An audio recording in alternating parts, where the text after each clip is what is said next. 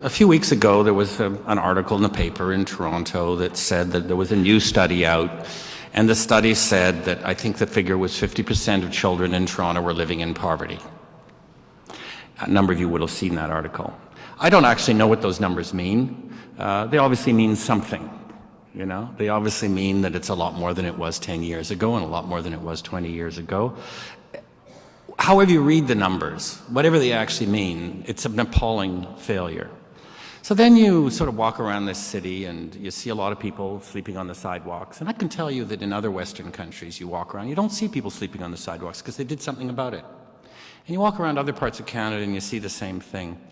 You go into homeless shelters, and I've done that in a lot of the country, a lot of places in the country, in the cities, and you see sleeping on cots and on the floor, men in their 20s and 30s, and when you talk to them, you find out they've got jobs. So what are men with jobs doing sleeping on the floor in a homeless shelter? Well, the answer quite simply is they're not paid enough to put down the minimum amount of money you need to get a one-room apartment. That's the reason. That's not a left-wing argument or a right-wing argument. That's a profound failure of the social structures and the leadership in this country. We've known for 30 years that they shut down the building of social housing. And once you shut down the building of social housing, the number of people without housing goes up because there are a whole bunch of people. Some of them really will always be poor, but there are many people who are on the margins, women on their own with children, people who are just on the edge of making it but can't quite make it, who are just on that edge. And you know all those numbers. And so you have to build the social housing, and you have to build it in an intelligent way so it doesn't look like social housing. We all know that. We've been at this for half a century or 75 years. You build it so it looks sort of like the David Crombie Park area down near the St. Lawrence Market. You do that and it works really well. You get the people off the streets, you get them working, you create wealth, you bring more dignity to citizens, because no matter how poor somebody is, they're a citizen and they have the right to be treated as citizens. The reason I'm saying this in a way, and this is what links into the book, is that what I'm arguing in the book is that we have a very large elite. This is a middle-class country. We have a very large elite. And elites, you know, are people who hold positions of responsibility. They don't happen to inherit it in Canada. At least most of them don't inherit it. They tend to hold it for a period of time. But they're the people in charge of universities, of schools, of government, of businesses, and so on. We have a very large elite. They've got what seem to be very good educations. It includes a good deal of the people in this room, including myself. And somehow these people, the functioning elites of Canada, can't look at a problem which is visible and simple, for which the solutions are visible, understood by everybody. There's no argument about the solutions. They're just very straightforward. And yet they can't bring themselves to do anything about it. It's an astonishing thing when you have somebody who's a minister or a deputy minister or a director of a federal or provincial government or a municipal government, or you've got somebody who's the head of a corporation or whatever, and they see the problem, they know the solution, and they can't bring themselves to do anything about it. These are not problems to be managed. We've slipped into a disease in this country. I mean, you all know that I've been talking about the problems of management around the world, particularly in the West, for years. But there's a particular problem in a country the size of Canada, which has put so much into the idea what we need to do is manage everything. Most of our problems, most of these straightforward problems, healthcare, poverty, and so on, they don't need to be managed. They need to be solved. It's quite different. So what we have instead is an elite which is addicted to what I would call false complexity. It's as if they speak a language which is the wrong language for their job. You know, you can't do things if you can't say them. If you can't have an organized way of thinking about them, you can't do them. And it's as if these people have a language. You just have to listen to the politicians reading these speeches that were written for them by somebody who picked up bits and pieces off the internet and then cobbled it all together. And you know, the guy doesn't even look at it before he gets up there and reads it. Right? He just gets up there and reads it. And you just know this isn't language. This isn't even words. It's some sort of babble of meaninglessness, which means it will not lead to action or change. But the problem, I think, is more profound in Canada, because the language is not only the wrong language in that sense I've just described, it's the wrong language for this country. They're not describing the country they live in or the country that they're in charge of. I think that if you want to understand why our elites are so dysfunctional and why we have the wrong language for the country, we have to really talk about what are the sources of the Canadian imagination? What are the sources of the real Canadian mythology? If you don't have the mythology right, you can't get anything right.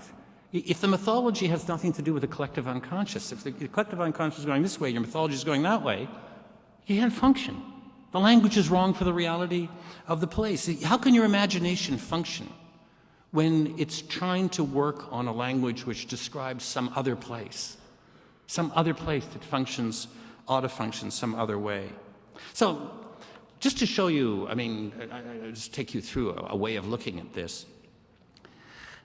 We've had a number of prime ministers who spent a long time telling us that Canada is the best country in the world and everybody admires us around the world and how fabulous we are and how important we are at the international level. And it's really funny because I travel a lot, and as soon as I leave Canada, the country disappears. And the reason that we're sort of invisible at the international level, it's nobody else's fault. It's because the way we describe ourselves is so incredibly mediocre and boring. Endlessly we go to Europe and say, in order to differentiate ourselves from the United States, say, well, the thing about us is we're so much more European than the United States. And you just see the Europeans' eyes rolling up. Somebody has just come to them and said, we're so proud to be a second-rate imitation of you. We are the victors of provincialism. Right? And of course, they're particularly not interested because they don't want to have a relationship with us. They want to have a relationship with the United States. And the reason they want to have a relationship with the United States is because the United States is Rome, and everybody wants to have a relationship with Rome. But there's a second reason, and the reason is because Canada is probably the single least European democratic nation state in the world. There's nothing European about this country. Really, lots of us who came from Europe or partly came from Europe and we made contributions. But the way the country functions and what the country is, it couldn't be less European if it tries. On the other hand, the United States is probably the single most European country in the world today, including all the European countries. Because the European countries gave up on being European after the Second World War, right? They gave up on the monolithic Westphalian nation-state model that they had been working on for 500 years, in which you would have a sort of single mythology and a unified view of what a country was, and in many cases a single race and a single language and a single mythology, and you'd kill anybody who got in the way. And they spent 500 years doing some really great stuff and some wonderful paintings and all the rest of it. But they killed an awful lot until finally in the 20th century they'd killed so many of themselves that they had to give up on it. There was a sort of final bloodbath, which we took part in, and were very helpful in. But the point is that the child of Europe, the great child of Europe, the most important child of Europe, the only one which cannot be considered to be colonial, the real child of Europe, is the United States. Declaration of Independence, Bill of Rights, Constitution. Read all the stuff of the 18th century. It's all straight out of the Enlightenment. It's fabulous stuff, straight out of the rationalist movement. And then the 19th century, it's pure European nationalism applied to the United States. I'm not criticizing it. I'm saying this is the child of Europe. And the only really interesting question the Europeans are asking themselves is, if they're Rome, who's Athens? Right, so you go to school in Britain and you go through London or Oxford or Cambridge or whatever, and the whole thing is structured around explaining that Britain is Athens in order to explain its incredible special relationship with Rome, right, with the United States. Then you go to Paris, and funnily enough, they're teaching all those French kids that they're Athens, and therefore have a special relationship with their child, the United States. And then you go to, you go to Rome, and of course, since they were Rome, they can claim to be Athens if they want to, because, they already had that relationship. They just transferred from, it used to be Athens to Rome, and now it's Rome to the United States. We don't come into this debate. We are not a child of Europe. And as long as we go on pretending that we're a child of Europe, we'll have to accept that the emotional space in North America has been completely occupied by the United States. and that people will not be interested in us no matter what we do. And no matter what we try to explain about ourselves, we won't be able to do it because we'll be using the language of a child of Europe. So we're trying to explain the most decentralized federation in the world using the philosophical and political language of countries, produced out of countries, which are against decentralization and against complexity, just to take a single example. We use the philosophical basis coming out of Europe in order to explain ourselves. It can't be done because what we do is the precise opposite of what European philosophy is organized to produce. In effect, Canada is probably in the most happily American of countries in North America. And the United States is the most brilliant European experiment that happens to be taking place in the Americas, which is what makes it so fascinating, of course, and could make us so fascinating if we would only accept that we come from here and that we're not an imitation of another place or a child of another place. So Thompson Highway, who you all know, has always said, languages are given form by mythologies. And, mythologies are really important. They're not nothing.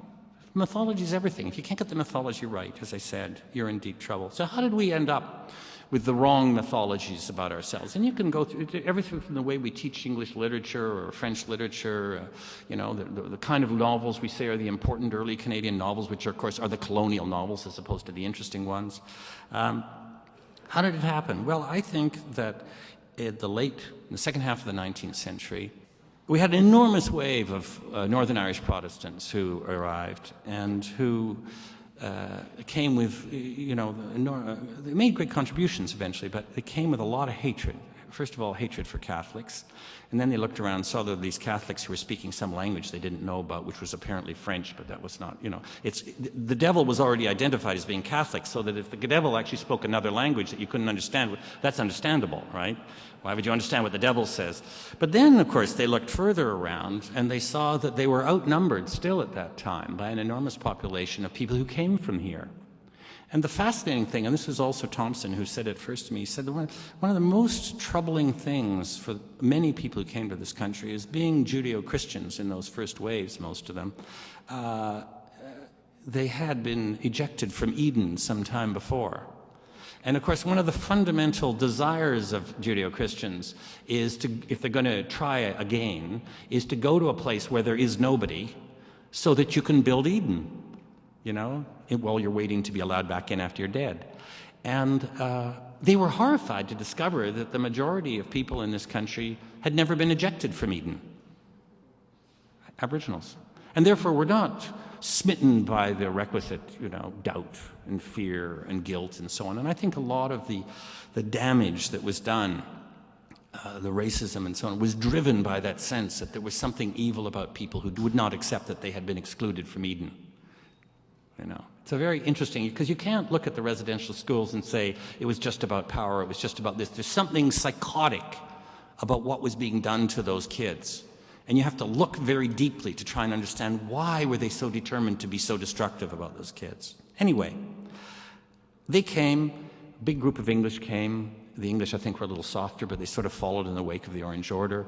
And at the same time, the empires were having their big day. Right? Their great big day. Not just the British Empire, the French Empire, the German Empire, the Italian Empire, the American Empire, and they were all riding up higher and higher and higher. Of course, they were already in decline, but you can always tell when things are in decline because they seem to be absolutely in the zenith and certain of themselves. It's like globalization. I mean, you could tell from 1995 on that it was over. It would just take a while for it to become apparent. And these people, using the atmosphere around the British Empire was such that it was as if you couldn't think any other way and be responsible. It was the inevitable, only way, the only truth, forever. History had ended. The British Empire had come, and then you went to France, and, history had ended. The French Empire had come.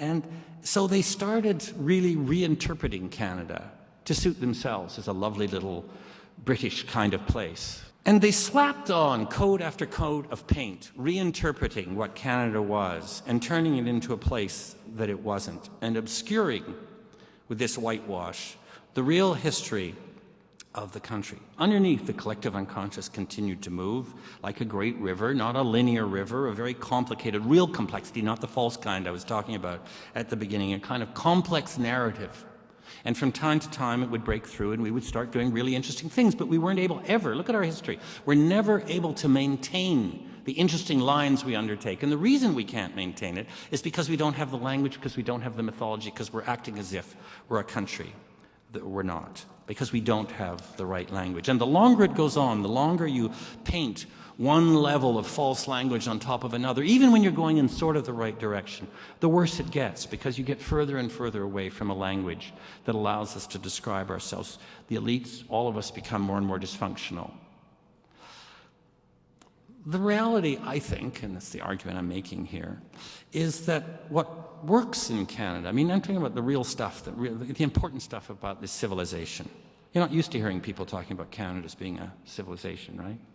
No, this is not a utilitarian argument I'm making. What works in the Canadian civilization can't really be traced back to Europe at all. There's nothing that works here that you can trace back to Europe. On the other hand, pretty well everything that doesn't work here can be traced back to Europe. You're not laughing, you're getting worried. And I'm only really being half funny, because well, what do I mean by that? What I mean is that every time we try to do something in the tradition of the Westphalian nation state, you know, that we're going to have one language, that we're going to ban minority languages, that we're going to exclude minorities, that we're going to take away the rights of minorities. You go through our history, every time, you know, the Riel Rebellion, what we did to the Japanese, the tax on the head tax on the Chinese, right up to things like the air traffic controllers bilingualism scandal. You know, every time we try to do something which would have felt natural in the European tradition, it's completely wrong and is a disaster and becomes a sort of weeping sore in the history of Canada. And the reason for all of this is that their model of the nation state is a very different model. As I said earlier, it's a monolithic model. It's essentially a rational model. It's essentially a linear model. It's always in search of answers to questions.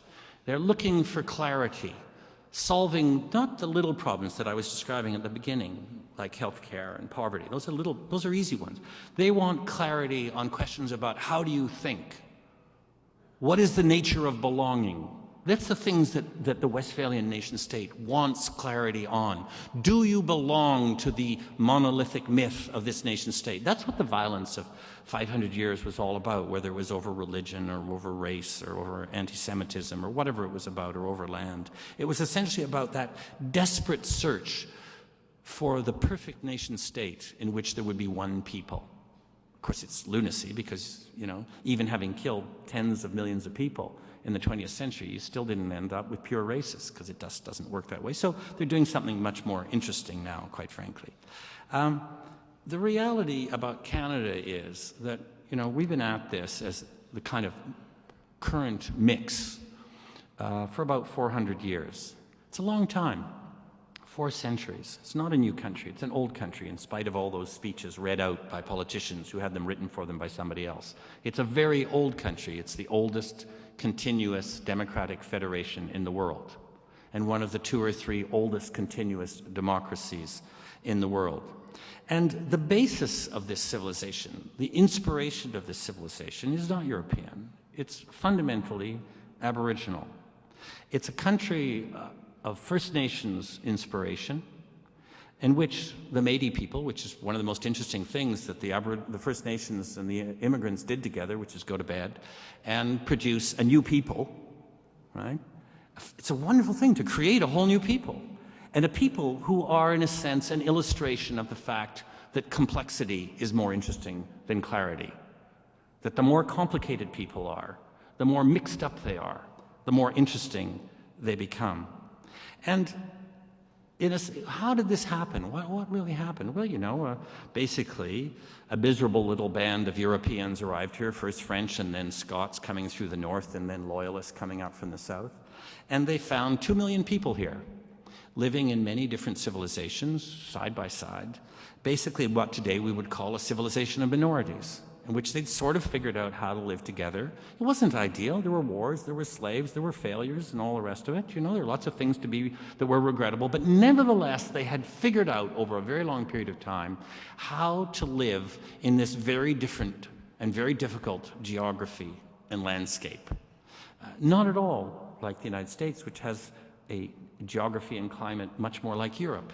It's a middle-band country, and therefore it can act like Europe, and therefore the reactions towards First Nations by people who came to the United States was very different. They were able to react in a European manner, whereas when the Europeans arrived here, there's no way they could react in a European manner to what they found here. So they had to adapt themselves to this sort of concept of restraint, of civilization of minorities, of balance, that if minorities were going to live together, they had to live together with some kind of equilibrium, because you couldn't have domination. So let me step back from what I've written and just add to this, that I'm not in any way in this book, speaking for Aboriginal people. They've got fabulous leaders to speak for themselves. I'm not interfering in the things that they're fighting for. There are a lot of fights going on which are very, very important. I'm talking about something which is of their inspiration in many ways. And I've talked, as you see, if you look at the book, it's filled with conversations with Aboriginals of many sorts and non-Aboriginals. But I've also, since the book has come out, continued that conversation, and I've really been fascinated to see that people seem to feel. I was talking to, Phil Fontaine, and I was explaining that I wasn't interfering and getting in. And Phil just said, "John, just go out there and do it. Just don't worry about it." And that's what people have been saying to me across the country, First Nations, Métis, and Inuit. And so it's made me feel a little bit more relaxed about talking in this way. But I want to just take a little moment to say that in order to make these arguments about mythology and language and who we are and where we come from, there's something very fundamental that has to be said and has to be dealt with. You can't say that the country is of Aboriginal inspiration. You can't say that the founding pillar of the three pillars of Canada is Aboriginal if the Aboriginal reality is weak, if it's in danger, if it's threatened, if it is not admired, if it is not strengthened. The stronger the Aboriginal pillar, the stronger the Aboriginal role in Canada, the better our mythology for all of us will work. We just spent 50 years basically moving money and power essentially towards French-speaking Canada, whether in Quebec or outside of Quebec, and I'm a big supporter of that. And frankly, in spite of what one says about, sovereignists and separatists and all of the rest, the fact is it's worked very, very well. We've got 325,000 kids in immersion schooling across the country. You go into the Foreign Service, you go into politics, you go into civil service, and you see all these bilingual Anglophone kids. A lot of stuff has happened, which is extremely positive. But we had to make this decision that we were going to actually move power in that direction in order to get the second pillar, Anglophones being the third, the second pillar to work. But we have never done this for the most important, the original pillar. In order for them to assume their full legal, cultural reality, there has to be this shift of real power and real money. It has to be as real and as influential as possible. And in order to do that, we have to stop this awful kind of dragging out of the negotiations over the treaties, this appalling, polite, but nevertheless continuation of 19th century hypocrisy vis-a-vis the treaties. Just got to get onto it. We have to fire any civil servant who says that they're saving citizens money by dragging out a negotiation for a quarter of a century. That's not how you save money. That's how you waste money and waste people's lives. We have to have as generous and dignified settlements as possible in order to get on to the next stage. Secondly, we have to stop wasting the lives of remarkable Aboriginal leaders. And I can just think of a whole bunch of them. Joseph Gosnell, who was the elected president for, 25 years of the Nisga'a people in British Columbia. 25 years of struggling in a negotiation with the federal government and the BC government, which everybody knew because the courts had made it clear was going to end the way it ended. And at the end of 25 years, Joseph Gosnell retired. Now, if we'd done it in 3 years, it would have ended the same way, and then Joseph Gosnell could have run for Parliament and become Foreign Minister. Or we could have made him Governor General, or he could have been Ambassador. He could have been anything. But we wasted his possible contribution to the broader society. The chief of the elected head of the Haida, who's a friend of ours, Guja, he's been in it about 20 years now. Every court decision indicates exactly where it's going to end. And it's going to go on another 20 years, and it'll be too late for Guja. He would have been so fabulous as Minister of Heritage. He was so funny, so wicked, so smart. He would have destroyed all the hypocrisy and the crap and really done something really interesting for the country and understood how to support the arts and how to avoid the stuff that really isn't real. And all across the country, there are hundreds and hundreds of astonishing Aboriginal leaders whose lives are being dragged out in a kind of T.S. Eliot way by the mean-spiritedness that remains in this country when dealing with real Aboriginal questions. Third, we have to stop worrying about, how much land they're going to get and how powerful they're going to become. The more land they get, the better. I mean, this is the second largest country in the world. I'll give you one example. There was a treaty settlement in BC, I think in 2007, it was called the Williams case, in which a small band, a small nation, won, and they got 4,000 square kilometers, and a lot of really sophisticated, there's that word, right? Sophisticated urban commentators in BC and Ontario and Quebec and Ottawa said, it's a lot of money, that's a lot of land, that's good land, that could be very valuable land. And so, of course, what you immediately realize is that none of these people really think that Aboriginals are Canadians. Otherwise, wouldn't they be pleased that these Canadians had this land? But the way I put it to them, and I put it to you, I mean, this may not be an issue that particularly interests you, but I said to the people who were complaining, look, were you personally planning on moving there? Was it your intention to bring up your children there? Did you hope that your grandchildren would be running companies in the north interior of British Columbia on this land? No.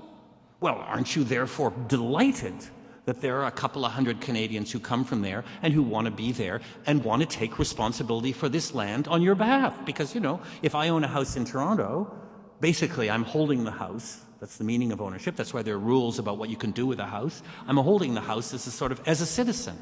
Isn't it fabulous that there are a couple of hundred people who want to live there and look after that land? Would it be better to have that land be run on a 5-year rotating basis by a board of directors of 11 men and 1 woman sitting in New York or Toronto, trying to cut down the trees as fast as they could so they could get all the money out and go away and not come back? Wouldn't it be better to have people who are from there negotiating with those boards of directors? Will they make mistakes? Well, probably. Do you think they'll be any worse than the Ontario Municipal Board?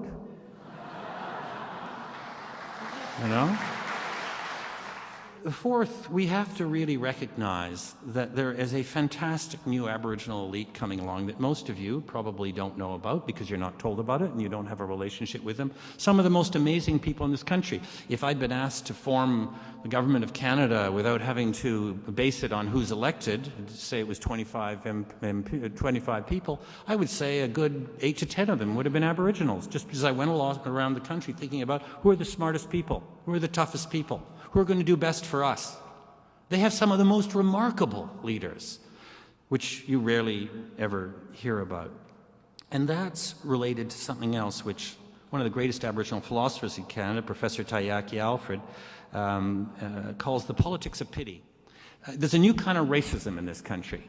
Every week you are fed a nice little diet which tells you that in Reserve X this week there have been X suicides, and the next week it's glue sniffing in Reserve D, and then the next week it's, and there's a sad story. And then we can all sit back and say, isn't it a pity? Isn't it a pity? What a sad story. And in this way, they're just shoved to the side as if they didn't matter, as if nothing else were happening. The other day, the Globe and Mail had a front page story that talked about the terrible catastrophe of Aboriginal post-secondary education. They were lagging way behind, the average middle-class education levels in Canada. Halfway through the article, you discovered that what had actually happened was that the number of Aboriginals in post-secondary education had doubled in the last 10 years to 30,000. But that wasn't the way it was presented. It was presented as if there were a catastrophe, whereas in fact, they're actually reaching a point where there's a critical mass of Aboriginal leaders who are going to change the direction, not simply of their people, but of people throughout Canada because of the power that they're going to have. I mean, I just spoke to the Indigenous Bar Association, 500 of the smartest young people I've seen in the country. And, we're not talking about that. There were 2 million Aboriginals when the Europeans arrived. In the late 19th century, mainly because of disease, but also because of poverty and hypocrisy from the federal government and a collapse in the families because of the poverty, the population fell to 150,000. Today, there are 1.2 million Aboriginals in Canada, on its way to 2 million. This is the best news we could possibly have. Isn't it fantastic that we're getting a second chance? This country is getting a second chance to get it right. Instead of that, all the coverage is about what a catastrophe it is that their families are so big and what are we going to do with all these big families? Well, I'll tell you what we should be doing. We should be putting the money into the programs and the education to make sure that they become leaders of the country. That's what you do. You say, isn't it fabulous that we're soon going to be back to the level of Aboriginals, the critical mass that there were 400 years ago in this country? Something wonderful could be done with that. And then finally, final practical comment. I've been making a number of comments about language. We have two official languages in Canada, English and French, and I'm a big supporter of both and use both very regularly. And of course, what my critique in a way here is that, languages are just sort of envelopes or sacks, and you can speak them, and any word in any of these languages can mean anything you want. And one of the failures here is that we haven't dealt with not the language we speak, but what is the meaning of the language we speak. That's part of what's going on in Ottawa right now, is the lack of understanding about the meaning of words. But what I want to say tonight is that there are 53 other languages in Canada. That's what's left from a couple of hundred languages. About 45 of those are in danger of disappearing in the next 20 years. Every one of those languages, they belong obviously to the people, those people in particular. But in another way, they belong to all of us because they're part of our broader culture. And it's being presented in a kind of utilitarian way. Can we afford to put money into saving these languages? It's like an anthropological question, right? Whereas the reality is that every time one of these languages disappears, a door shuts onto, I don't know what it is, a tunnel or a passageway into a part of the shared collective unconscious of the Canadian people. We lose a way to understand ourselves, and we will never rediscover that way to understand ourselves. Thousands of years of understanding and memory goes when each language disappears. And therefore, I think it's one of the most important crises, if you want to talk about a real crises in Canada, that we are going to lose. We have 55 languages, and we're going to lose 45 of them in the next 20 years if we don't do something about it. And that will make us a stupider people, a more ignorant people, and a people more cut off from the enormous landmass, which is the reality of the country. There is a country outside of Toronto. 30 to 35% of the GDP of Canada comes from that great middle north and northern area. If you remove, just to put this in utilitarian terms, if you remove the wealth that comes out of the raw materials in that enormous band of Canada, Toronto will become a third world city. 30 to 35% of our GDP. So we're talking about something very important here. So the stronger the Aboriginal civilization, the more balanced Canada will be, the greater force there will be for us understanding ourselves, the more balanced we will be in our ability to understand where we are and to live in this place and to not think in a short-term way. So what I'm saying is that over the first 2.5 centuries, when Aboriginals were either in the dominant position or were in a partnership position. Of course, I do this in a classic historical way. The Renaissance began on the 3rd of June, 14 something? I don't know. 2.5 centuries, 1600 to 1850, approximately, depends on where you were in the country. There are lots of different dates. But basically, for the first 2.5 centuries, the Aboriginals were, in a sense, intellectually speaking, the dominant force in Canada. And the newcomers were very weak, and they didn't simply adapt to the shoes and the food and the clothing and the way to live and the way to hunt and the way to survive. They actually adapted to the way to live together in this place. But even on the physical side, it's worth just making comments, because we live in such a falsely rational, utilitarian age that you may have seen after I brought this book out that there were a series of attacks made partly on me, but mainly on Aboriginal peoples, and they were, from people you all know in Toronto but can't remember the names of, who write columns of a mediocrity that it's not worth mentioning their names.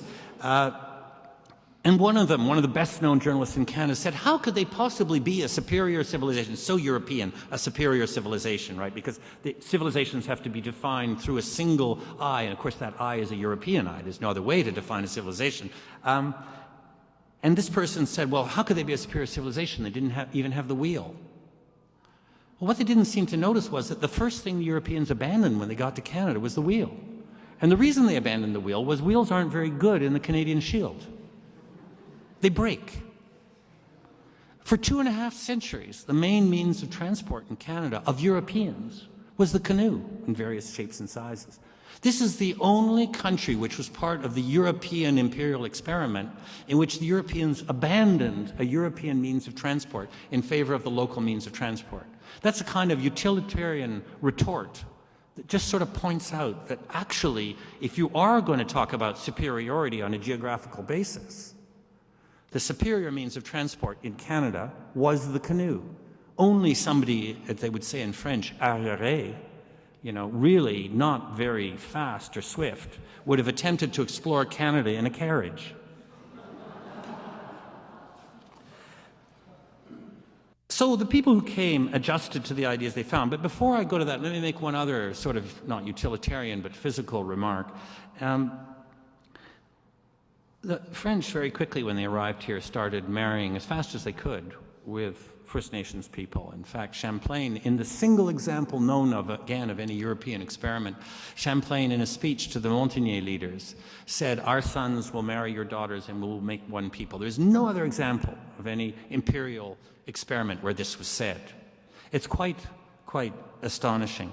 But when the Hudson's Bay Company, Scots, the young, not very well-educated, poverty-stricken Scots from those islands up in the northwest, arrived from the north and started coming down through Canada from the north and setting up those trading posts and as young factors, they were under instructions, basically, to negotiate marriages as fast as they could with daughters of local chiefs. Why? Well, first of all, they wouldn't starve to death. Secondly, they wouldn't freeze to death. Thirdly, they would eat the right food and get through the winter without their hair falling out and their teeth falling out. But more than that, they would be marrying into a military alliance and an economic trading alliance. Now, in European sociological terms, that's called marrying up. The Europeans married up when they came to Canada. I said this at the opening of the 400th anniversary celebration of the founding of Quebec. I said this in the French Senate a few months ago to an audience that was mainly French senators and French intellectuals, and they were all smiling and nodding as I was saying all this stuff, until I said that the Europeans had married up. Because, of course, it didn't exist in their mythology that a European could improve themselves by marrying a non-European, let alone an Aboriginal. But, of course, that's precisely what was happening. So, let me now think a little bit about those ideas that I've been talking about, those ideas to which people who came to Canada adapted in order to live here. First of all, look at our country. It's a country which wallows in complexity. We adore complexity. We adore overlap between levels of government. We adore not resolving problems. We don't mind living with difference, incredible amounts of difference. We waste time happily in public debates in a totally non-rational and non-European and non-US, frankly, manner. Where does that come from? Where does that idea of living with complexity come from? You can't find it in Europe. You can't find it in the US. You can't find it in the Westphalian nation-state theory. You can find it, on the other hand, in the way in which the Aboriginal nations live together. If you take even something as simple as the way in which we talk about citizenship, grasping for the right words, we end up always saying, well, we're not the melting pot, which is the American system, which is a perfectly good system. It's a perfectly good European system. You melt people into the single mythology. It's a European idea. Whereas we go on with this incredibly complicated approach towards what people are and what they're going to think and what their mythologies are going to be. Secondly, as I said, we're a non-monolithic nation state. It doesn't come from Europe. Europe, US, they're monolithic models. Of course, the United States is much more interesting than that because it's only monolithic on the surface in its ways of government, in its ways, its approaches towards law. But of course, inside and underneath that, you have this incredibly complicated and rich civilization. But essentially, it's a monolithic model, and we have this incredible non-monolithic model. Where does it come from? It's an Aboriginal approach towards people living together, towards minorities living together. We adore negotiation. We negotiate endlessly. We're always negotiating. We rarely resolve the big issues. We're still talking about our Constitution, 160 years later or whatever it is. I actually believe that if we ever resolved the questions of our Constitution and got clarity, the whole country would fall apart. We're addicted, happily, to negotiation in order to avoid breakup points or war or violence. We like to work on the idea of an equilibrium between the celebration of individualism and the celebration of groups. This, in the European tradition, is not possible because the European idea is that that is a war. Most of modern European history is a war, a struggle between individualism and groups. This is a country where, quite happily, we're constantly working on how do you make the two things work at the same time. When Pierre Trudeau wrote the Charter of Rights in its first versions, it was a very European document. And it was all about individual rights, and they're all still there. But once it and the Constitution had been subjected to the Canadian process of complexity and negotiation, of course, we started shoving in group rights. And nobody bought, at the end of the day, we have this Constitution and Charter of Rights, which is filled with individual rights and filled with group rights. And nowhere in there is explained how they relate to each other. And that's because we've always done it that way. So we'll just work it out, and indeed, we have sort of worked it out. Look at our approach towards immigration and citizenship, an aracial approach, except in our bad days. Essentially, remember that the Aboriginal approach towards belonging was not racial. It was family, community, and belonging in a physical place. It was the Europeans who brought the ideas of race here. And you look at our approach towards immigration, the way in which we're able to take 1% of our population a year, and within 5 years, 85% of them become citizens. In the United States, it's 40%. In Europe, it's about 4%, and they're having a heart attack over it, right? And so where does that come from, that capacity to, I'm not saying we're perfect, but the capacity to just sort of bring people in and figure out how it's going to work? Well, it has a lot to do with not taking a linear Enlightenment approach, but instead taking this idea of the Great Circle, which expands and changes shape, and people come into it, and there are ways to bring people into it, which are completely different from the European approaches. In 1997, the Supreme Court of Canada, in a decision, well-known decision called Delgamut, was faced with an Aboriginal nation versus the federal government. And the federal government said, here's the treaty, here's the document, here are the words all written down, here are the signatures and the signs, and here are the notations, and then here's the next year, and here are the notations, and here's the money that was paid, and here's the receipt, and then the Aboriginals stood up and said, here are the people who inherited the oral memory of what was said, not written, said, at the treaty negotiation, in which, the chiefs get up one after the other and speak for 3 or 4 hours, while the smart little whippersnapper from Ottawa has done it in 15 minutes and says, okay, this is about buying and selling, sign here. If you want this, you've got to sign here. And the Supreme Court looked at this and they said, well, actually, what they said was, in the circumstances, the factual findings cannot stand. What they said was that the oral memory was more accurate than the written.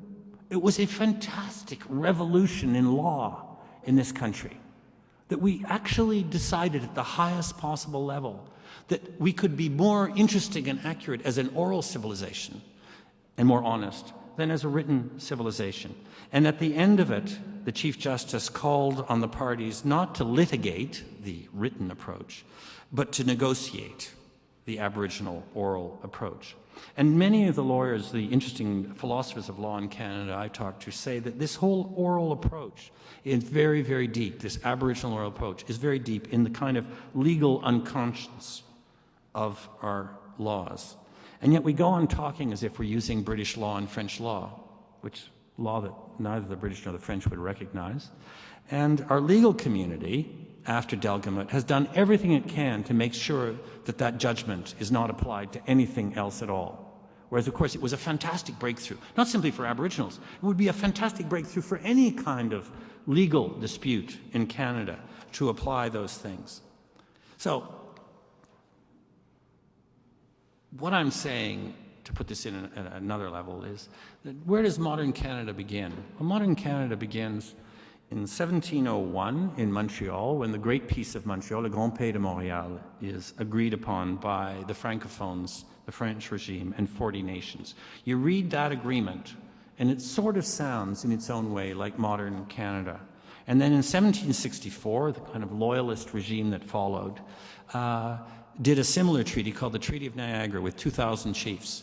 And if you look at those treaties, you have the beginnings of the concepts of modern Canada. They're filled with non-monolithic approach, with concepts of negotiation, with a balance between the individual and the group, with the ideas of the Great Circle. And what I'm saying is that we need to release all of this out of our collective unconscious. We need to recognize these ideas. We have to realize that that Immanuel Kant may not have the theory we need to run Canada. Okay? That actually Adam Smith is interesting, and certainly the theory of moral sentiments is interesting. Perhaps there are things that are even more relevant, like ideas like Wetaskiwin, living together on the land, which is concepts of people living together without fighting each other, or concepts of eating from the common bowl, which is one of the original concepts that appears in almost all the treaties, and which is really about inclusion and egalitarianism in a flat society as opposed to a pyramidal society. And we're already moving in that direction. There's no question we have been moving in that direction. There have been other Supreme Court decisions. People hate hearing this, but the Supreme Court has actually been much more interesting from an intellectual point of view than our universities, to say nothing of our civil services or governments. But what this means, since I'm standing in the University of Toronto, is that there is a kind of urgent need, as they say, for our universities to rethink radically the way in which we teach philosophy. I mean, really, you know, and I know some of my friends who teach philosophy here or here, you know, and some really good things are being done and attempts are being made to go in other directions, but essentially at the heart of it, you start in Athens, you come down through Rome, you come down through the Judeo-Christian, you hit, you know, the Enlightenment, and then you hit the Age of Reason, and then you work your way through, and then if you're in the University of Toronto, there's a little bit of English stuff, and then you end up here. We haven't been doing anything here for 400 years, according to the way we teach philosophy. It's a complete vacant hole in Canada, unless it's a reflection of something that comes out of Europe. And then you go to Montreal, the Université de Montréal. It's exactly the same trip, only at a certain point you go through Paris, and then you go to Montreal, right? And there are no, I mean, where's Harold Innis? I mean, Harold Innis and Marshall McLuhan invented the modern philosophy of communications, right? Where are they? They're not at the center of our theories of communication, and yet they come from here, and their ideas came out of here, and they're used all over the world, but somehow they're less important than, you know, Rousseau. I would have thought that Harold Innis was far more important than Rousseau, and far more relevant, since Harold Innis is writing about a society living in a country which cannot be physically controlled, whereas Rousseau is writing about a society in which the idea of wilderness is a park in which all the trees are planted in straight rows, and you go for a walk after lunch. So how can you take that theory, that philosophical theory, and apply it to Canada? You can't really do it. So I think that whether it's philosophy or political science or sociology or economics, in a very big way, there's an enormous need to re-examine the way in which we teach it. First, to build in and examine a lot of those ideas that come out of the first 400 years. People say, why would we go back? Well, we're going back in the European ideas. So why wouldn't we be going back in our own ideas? Why wouldn't we be looking, for example, in the environmental movement, at the non-linear, non-rational ideas that were here and that were about how people can live in this place? So I should really stop. There's a whole other part to the book. There are sort of three parts of the book, and I just touched on the third one, and I've now been talking about the first one. And the second one, let me just say this, and then I'll stop. You think, you were taught that Canada is a country which resembles its motto. You know, other people have life, liberty, and the pursuit of happiness, and other people have égalité, fraternité. What is it? God, I've forgotten now. Liberté, égalité, fraternité. My wife always helps me in these circumstances. And ours is peace, order, and good government. Of course we have peace, order, and good government. We're boring. We don't believe in individualism. We're sort of an outcropping of European empires. And this is an idea that was brought to us by the loyalists fleeing the United States, who were upper middle class Englishmen with their families who came here with money. You know, right? This is what you were taught. I'm doing a little injustice to it, but not much. Of course, when you actually examine who the loyalists were, you discover there were hardly any English at all, and that the largest single group were German religious minorities who didn't even speak English, 40% of the people who came to Ontario were German religious minorities. And the second largest groups were Catholic Irish and Catholic Scots, who didn't really speak English and certainly didn't like the English. They'd having just been massacred by them on a series of occasions in that century. And then the fourth and fifth groups were Aboriginals and freed slaves, blacks from the United States, about 5,000 of them. And then somewhere down at the bottom were a few English. But late in the 19th century, those imperial people I talked about completely rewrote our history to present themselves as the inheritors of this English anti-democratic, anti-individualistic tradition coming through the Loyalists. And therefore, of course, our motto would be peace, order, and good government. We were the kind of people who didn't want any trouble in the streets. We were such a meek and mild little people. The only trouble is that from the Royal Proclamation, 1763 or whenever, to the third draft of the British North America Act, the motto of Canada was, in hundreds and hundreds of documents, in all the constitutions, in all the speeches, in all the instructions, the motto of Canada was peace, welfare, and good government. How many of you knew that before looking at my book or hearing this? Somebody, or are you just being shy? It's not a class. Anyway, welfare, of course, meant fare ye well, it meant inclusion, it meant egalitarianism, it meant justice. And, if you want to understand Canadian law, you just read the French, because it's in the French that it's the most exact. Because you have to actually understand what each word means when you translate it. And they had very interesting groups of people who did all the translations, still do, of our laws. And, of course, it was translated into French as bien-être. So it's le paix, le bien-être, et le bon gouvernement. Bien-être, well-being. This is a very different kind of society. It was often translated as tranquillité, bonheur et bon gouvernement. Tranquility, happiness, and good government. So if I say to you that Canada is a country of Aboriginal inspiration in which the Métis people are the example of our love of complexity, and our motto is tranquility, happiness, and good government, this sounds more like the country I know on a good day. This may not be one of them. And let me just finish with this, that I've mentioned immigration several times. And just to show you that what I'm talking about is reality, if we say, well, where did multiculturalism, and we've got a definition of multiculturalism that we've never used, it's sort of an artificial definition of it. It's not the way the country really works. But, we have this long history of immigration. And you say to people, where did multiculturalism come from? They say, oh, well, I guess it was sort of Pierre Trudeau. So, on the 7th of June, 1972, Pierre Trudeau found a piece of paper in his back pocket that said multiculturalism and pulled it out, and we became a different people. We were no longer racist. Is that it? Is that how it happened? So how did all those Ukrainians and Icelanders and Jews and black people get here, if that was the case?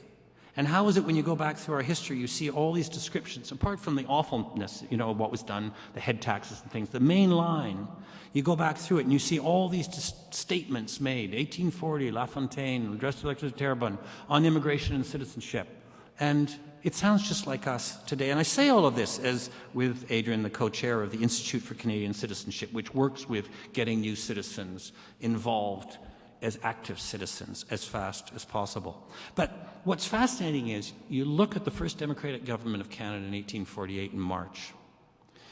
What is the first law passed by the first democratic government of Canada based on the idea of the confidence of the House of Commons, which is what responsible government is? It's called an act to create a fund to enable indigent immigrants to proceed to their place of destination and of supporting them until they can procure employment.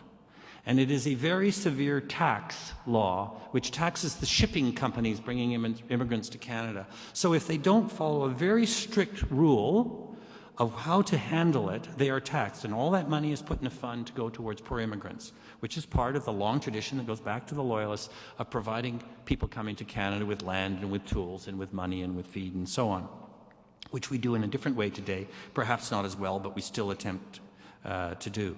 And it was things like, if you don't get them here by a certain date in the summer, you have to pay a fine. Because, of course, you didn't get them here by a certain date, they would starve, right? If you don't land them at a public dock, you're fined, because, of course, they were landing them at private docks and then charging them, and so on, and so on.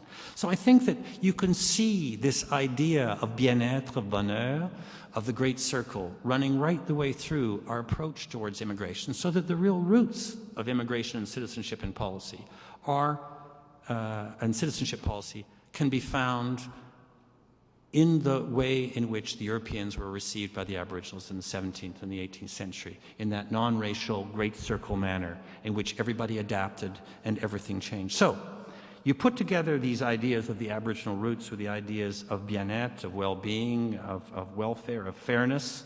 You are able to talk about the country as a possible circle of fairness, of inclusivity, of a civilization of minorities in which orality allows us to break through the letter of the law, a place which is tranquil, fair, and well-governed on a good day. That's a mythology. That's what you work towards, is a mythology that makes sense to you, that makes you feel right about yourself. And all I'm saying to you, and what I'm saying in this book, is that I think we're on that track. We're heading very slowly in the direction of the expression of what lies inside our collective unconscious. A Fair Country is a book which basically should be thought of as paint remover. Remove all that awful paint that's still in place from the late 19th century and the early 20th century in order to release our understanding of ourselves. The last line of the Chief Justice in Delgamut was, "Let's face it, we're all here to stay." And by all, he meant all. And Jeanette Armstrong, the wonderful First Nation writer from the Okanagan Valley, I was chatting with her the other day on the Okanagan, and she said to me, you know, the trouble with you guys, right, it's Canada, right, everybody's a guy, whether you're a woman or a man. The trouble with you guys is, if you want to be here, you've got to indigenize. It's as simple as that. Thank you very much.